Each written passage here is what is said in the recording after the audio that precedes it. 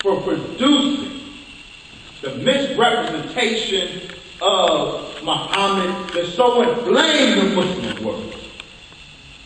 They also produced the representation of Muhammad with those same ones who fought fighting so desperately to protect. The irony is the tragic. The fact of the matter is, this Muhammad originates from the same place as the white people, and has had the same pernicious impact on humanity. Islam has been conquered by white supremacy, just as Christianity has been conquered by white supremacy. So Muslims, we have the same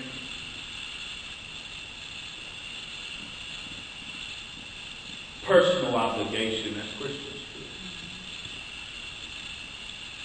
do. Can you accept a black Muhammad?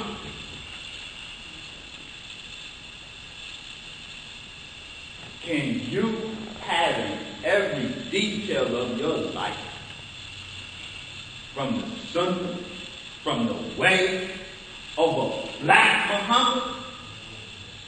Or must your Muhammad look like this? We, like our Christian family, we can have this Muhammad if we so choose.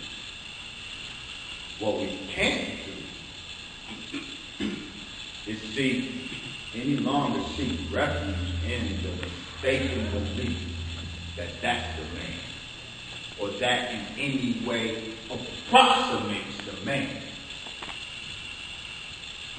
who did his work in the 2nd century already. God's black prophets, how were they made white? They were made white with the rise of white supremacy. By the 3rd century, Jesus was Hellenized.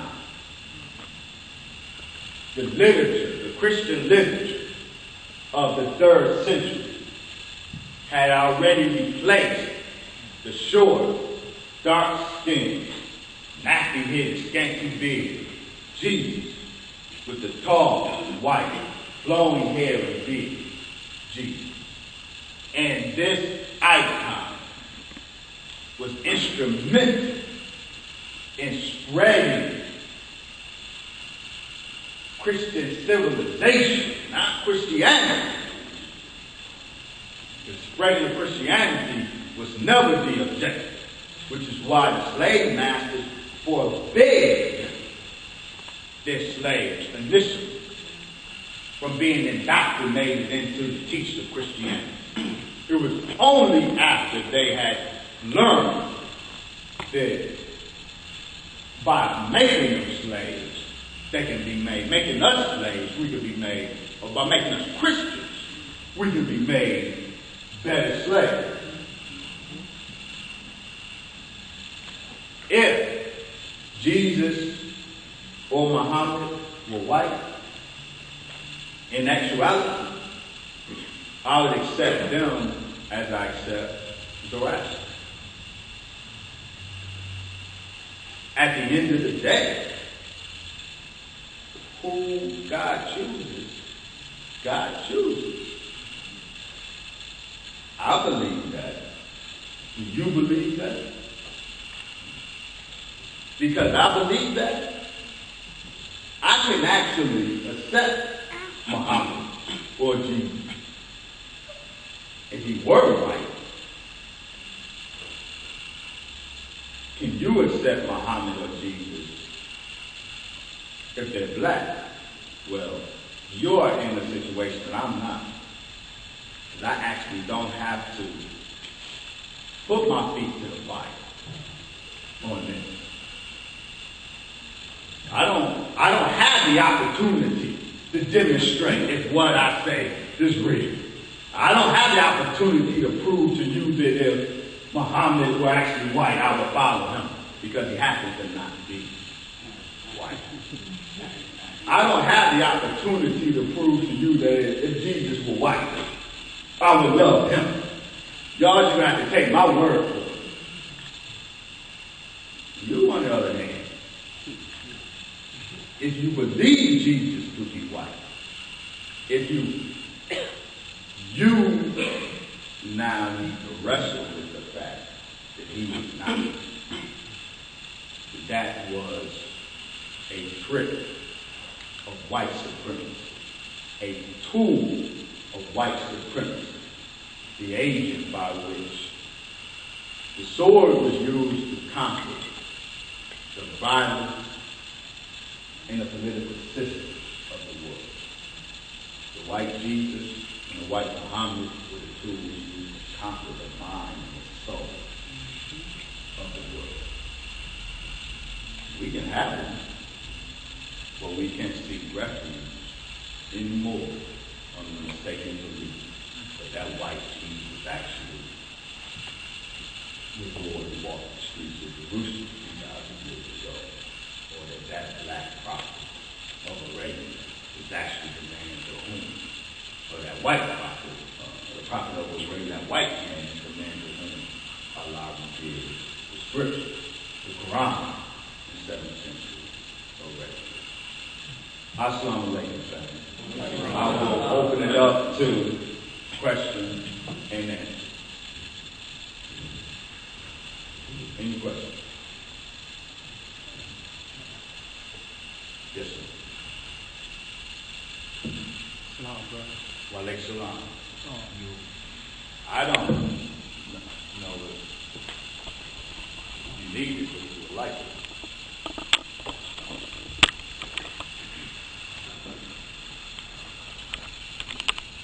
One of the reasons I came to Islam was because of the misconception that you were talking about with the white Jesus. And although I'm not in the nation of Islam, that's a topic that was never really taught to me in Islam, talking about Prophet Muhammad.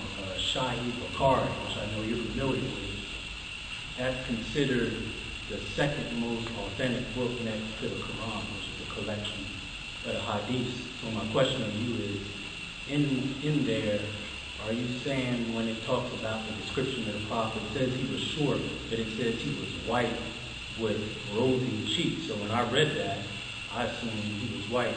Are you saying that it's a misinterpretation of the Arabic? Because I know white can mean not color, the character. So you're saying those who gave that information to us, it's a misinterpretation of us about the character, or they straight saying in the Sahih Bukhari that he was white. And also I read that someone in Arabia said anyone, he put a fatwa out. And for those who don't know, a fatwa is an Islamic ruling. And it said anyone that said the prophet was black should be killed. So when I read that, I was like, well, if Islam brings the truth, why would it be a problem when you would put a fatwa out saying anyone who says Muhammad is black should be killed? Thank you. Very important. Give me 1 minute so I can fully answer your question. Something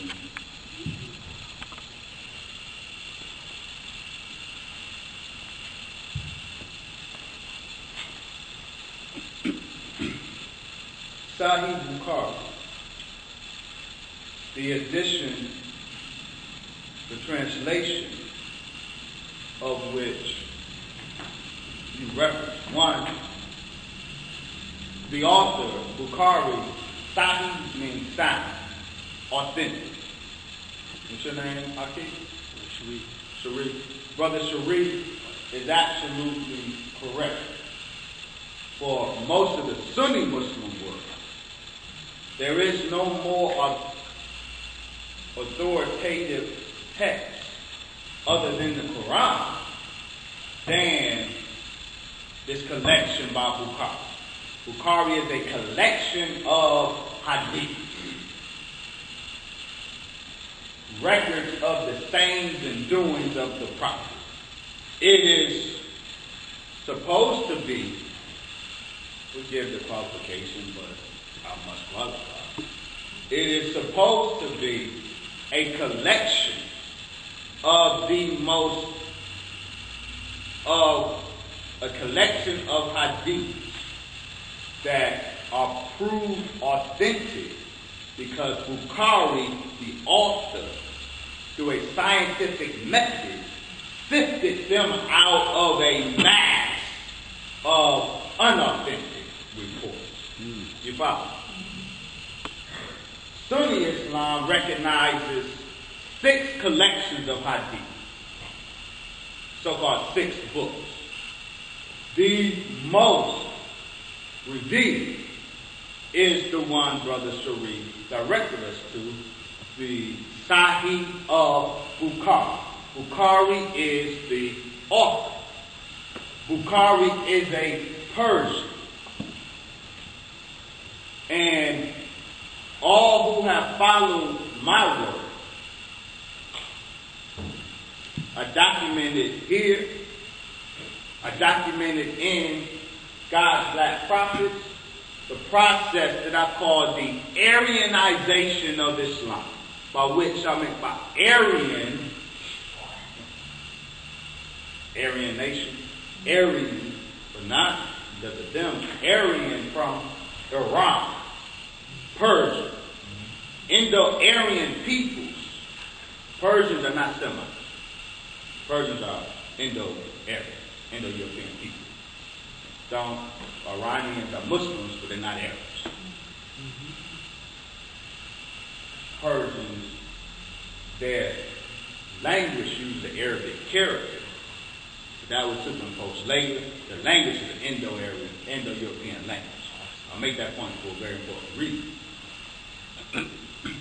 Persians, the original name, indigenous name of Persia was Iran, from which the name Aryan, the term Aryan, comes from. So when I talk about the Aryanization of Islam, I'm talking about the whitenization of Islam, the hub of which was Persia, ancient Persia or Iran. Iran was the seat, ancient Persia was the seat of the process that took Islam from a black power world movement to a white supremacist paradigm or infrastructure. That process that took Islam from a black power ethic to a white supremacist ethic, that process, the hub of that process was in Persia or Iran, thus the Aryanization of Islam. Bukhari, a Persian, himself was critical in this process. The Muslim world privileges, the Muslim world that is Aryanized. They love Bukhari, and we would expect them to, because Bukhari is a Persian. And despite